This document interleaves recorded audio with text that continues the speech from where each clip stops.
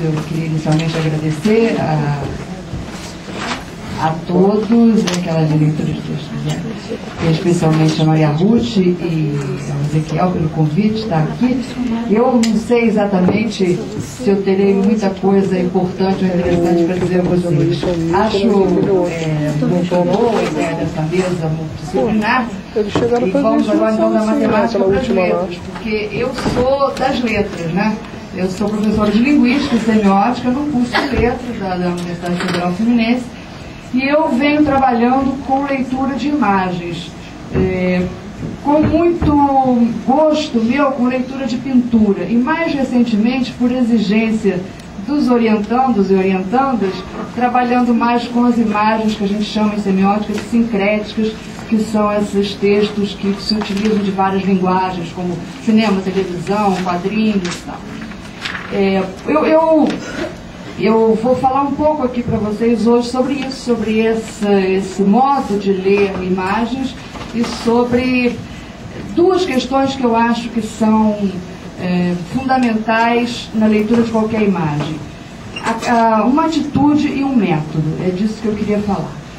E para começar falando bom, primeiro eu queria dizer que como vinda das letras, eu tinha preparado um texto para encontrar uma forma de a prefeitura brigar pela construção de uma fossa de tratamento de esgoto, porque o riacho que banha a cidade está ficando poluído, porque não há tratamento de esgoto, e isso eles vêm pedindo há muito tempo e tal.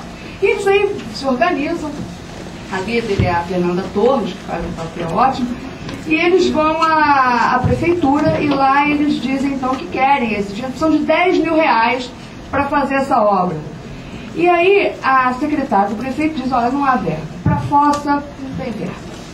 Mas a prefeitura acabou de receber uma verba de Brasília para a realização de um vídeo. Então vocês façam um vídeo e usem o dinheiro para fazer a fossa. E aí eles dizem, mas como diz a minha filha, né? Como assim um vídeo? Como assim? Ninguém sabe fazer um vídeo, ninguém nunca pensou nisso. Falar, bom, vocês têm que trazer um roteiro pronto. Mas roteiro, o que é roteiro? Bom, vocês vão procurar, tem que trazer um roteiro pronto e só com esse roteiro eu posso liberar a verba. E vocês vão atrás disso, porque é verba de Brasil, que é absolutamente fora do mundo deles. O que é uma ficção? O que é vídeo? O que é roteiro? O que é personagem? Eles vão procurar e eles começam a fazer o vídeo e o filme é em torno disso. Bem, por que eu estou começando por esse filme? Porque eu acho que ele exatamente tem uma questão que é muito próxima de nós que trabalhamos em escolas, especialmente em escolas públicas. O que é mais importante, fazer uma fossa ou fazer um filme? Essa questão, que é aparentemente inconciliável, traz pontos de reflexão, acho que muito importantes para todos nós. E vocês tenham falado muito dessas coisas aqui hoje de manhã já.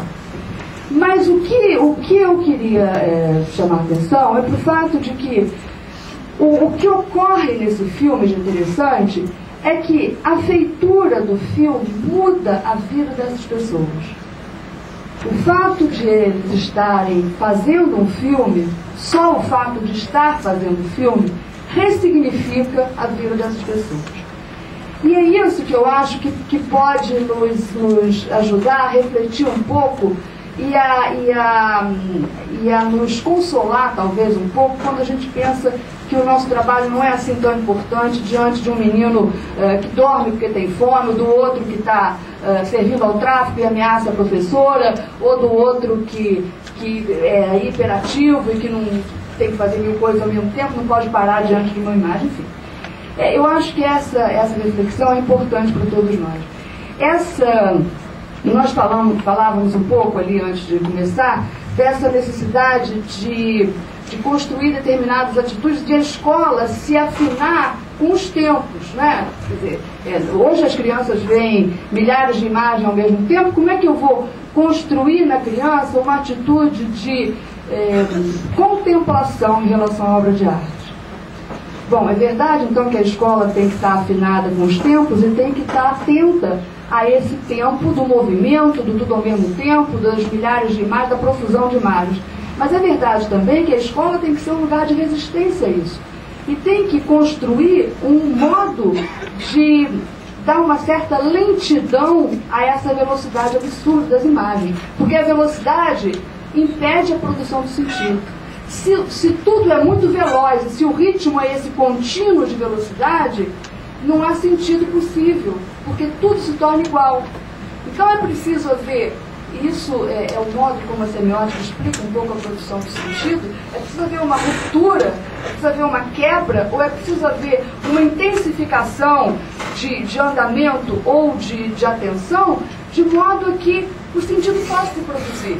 Então, alguma coisa que seja capaz de chamar a atenção do corpo mesmo do aluno, desse corpo que tem que se movimentar numa direção de olhar diferenciada, numa atitude que vai em busca de uma coisa, não de outra, daquilo que é comum, daquilo que é o mais óbvio e natural, talvez, é disso que a gente precisa para começar a construir uma atitude que seja uma atitude de contemplação, de paciência, de observação, de andamento mais lento.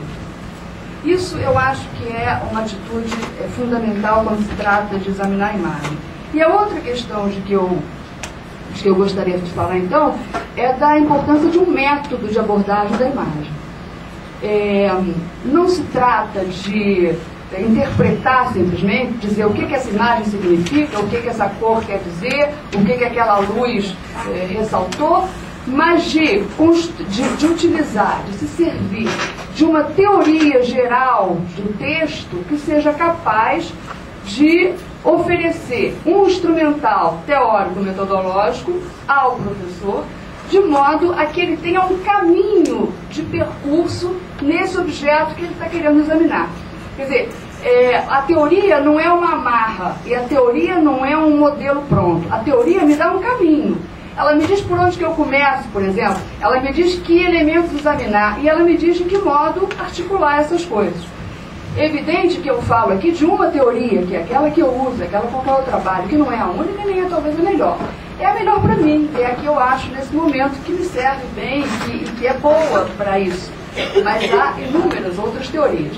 O que eu defendo é a relevância de um conhecimento teórico-metodológico que seja capaz de oferecer ao professor e do professor ao aluno um percurso do olhar em relação ao objeto que ele está contemplando. Em semiótica, então, a gente costuma trabalhar com a ideia de que um texto é uma unidade de sentido constituída de um plano do conteúdo e um plano da expressão. Esse plano da expressão é a materialidade que o texto se faz. Né? Na linguagem verbal, são os sons, os fonemas, as sílabas, as palavras. A pintura são as cores, as formas. Bom, e esse plano da expressão, ele também significa. E ele constrói sentidos. É muito diferente eu falar de um filme do jeito que eu falei aqui, parafraseando a historinha do filme, e ver o filme passando na tela, ou ver o filme passando num outro suporte qualquer. Então, esse plano da expressão, ele também constrói sentidos.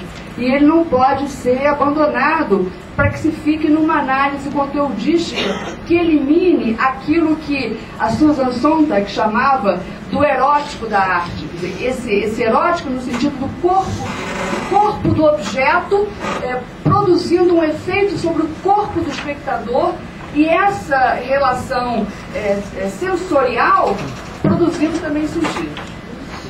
Eu tinha trazido, porque eu tenho uma coleção de livros didáticos de língua portuguesa de 5ª e 8ª série, que é a Leitura do Mundo, junto com a Norma de Si, pela Editora do Brasil.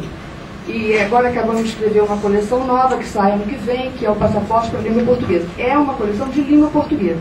Mas nessa coleção, a gente trabalha muito com a imagem e texto, em muitas lições, não em todas, mas em muitas. E eu tinha trazido uma pequena... Essas 3 imagens são as que a gente usou na lição, das três pinturas, e fez então um estudo comparativo, que a gente ia partindo de uma observação descritiva e para chegar a categorias como profundidade, como organização no espaço, e para chegar a uma leitura de um conteúdo de uma cidade em harmonia, por exemplo, que é aquela primeira, da Lara, em contraste com uma cidade tumultuada, conflituada, excessiva, como é aquela do Bandeira, da pintura abstrata. Mas isso depois a gente pode ver. Essa aqui, né, que é do Bandeira, que se chama Grande Cidade Iluminada, e que tem toda uma questão aqui da relação do título com a pintura, e que depois a gente pode ver. Mas eu queria chegar, pode ir passando, passa bastante, eu queria, isso aqui são os exercícios, as questões, isso aí também pode passar, são outros exemplos que eu tinha trazido, porque, isso aqui é o cartaz do filme, o cartaz do filme, só para vocês verem, mas o que eu queria então mostrar é o esquema básico, não, pode voltar, agora vamos devagar. O esquema básico que a gente trabalha pode ir para a primeira, na observação do plano da expressão da pintura, que pode ser usado para qualquer texto visual, né? Então a gente trabalha com 4 tipos de categorias: as cromáticas, as eidéticas, as topológicas e as matéricas. As cromáticas são as que se referem às cores, evidentemente, as combinações de cores e as oposições e contrastes que isso pode criar, como entre puro e mesclado, brilhante e opaco, saturado não saturado, claro escuro, etc. As categorias eidéticas são aquelas que se referem às formas, às relações entre formas, curvilíneo e retilíneo, côncavo convexo. As topológicas dizem respeito à organização do espaço, ao movimento dessas categorias cromáticas e eidéticas no espaço. De que modo isso se organiza para criar esse efeito de alto e baixo, central, periférico, direito e esquerdo, englobante, englobado, etc. E as matéricas dizem respeito à própria materialidade, que pode ser observada em pinceladas, por exemplo, mais contidas ou mais soltas, mais rarefeitas ou mais saturadas, numa tinta diluída ou pastosa, encorpada ou lisa, etc. Bom, essas oposições, que é aquela pintura que está sendo examinada. Não sei se ainda tem algum tempo ainda, ou eu paro aqui e depois a gente... Não, eu só queria concluir, deixa eu só concluir, dizendo o seguinte, eu queria voltar uma imagem lá atrás. Essa. Esse quadro é um quadro a Rufus, que está no acervo da Biblioteca Nacional, quem já foi, conhece. É um quadro pelo qual eu tenho grande carinho, porque foi uma das primeiras pinturas que eu analisei na minha vida.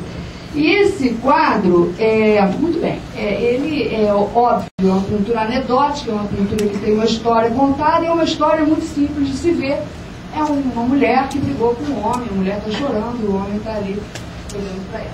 É um quadro interessante porque ele costuma provocar reações muito imediatas. Eu já tive manifestações assim, de reações de pessoas muito simples, e que uma moça, por exemplo, onde eu levei o livro do museu para tirar uma foto, e ela abriu e olhou e falou: ai, coitada, olha fulano, o que o cara está fazendo com ela? Nossa! Então tem esse tipo de reação muito espontânea, porque é uma situação muito corriqueira, afinal, né? Por que eu acho que esse quadro é interessante para a gente pensar num método de observação? Exatamente porque o sentido dele é muito dado. Mas o que importa para uma análise não é dar o sentido, é dizer de que modo esse sentido se produz. O que é que tem nesse quadro, nessa pintura, que faz surgir o sentido dessa coitada, dessa mulher vítima de um homem mau? Né? O que é que o quadro... Então a gente muito rapidamente, a gente pode imediatamente identificar que há dois lados, é uma divisão nesse quadro, entre o espaço ocupado pelo homem e o espaço ocupado pela mulher, né? O espaço ocupado pelo homem é todo marcado por linhas dele, enquanto que o espaço ocupado pela mulher no quadro é um espaço mais amplo, é um espaço diagonalizado, é um espaço em que não há linhas retilíneas, mas há aqueles planejamentos, há linhas curvas, há uma estamparia de cores em contraste com as cores lisas e sobras do outro lado, há a luminosidade que projeta o foco sobre a figura dramática do quadro. Bom, há um certo desalinho nos objetos, nas coisas que cercam essa mulher. Então, esse contraste, que é um contraste da ordem topológica do quadro e que se acentua nos elementos cromáticos e eidéticos, é que vai construir esse efeito de sentido de um homem impassível e de uma mulher destemperada, e que, portanto, vai criar o valor da contenção para o homem e o valor do descontrole O Jorge Furtado, que é o diretor do saneamento básico do filme, quando perguntaram para ele, cinema é básico? Ele disse, cinema é básico total. Então é isso, pintura também é básico total. Obrigada.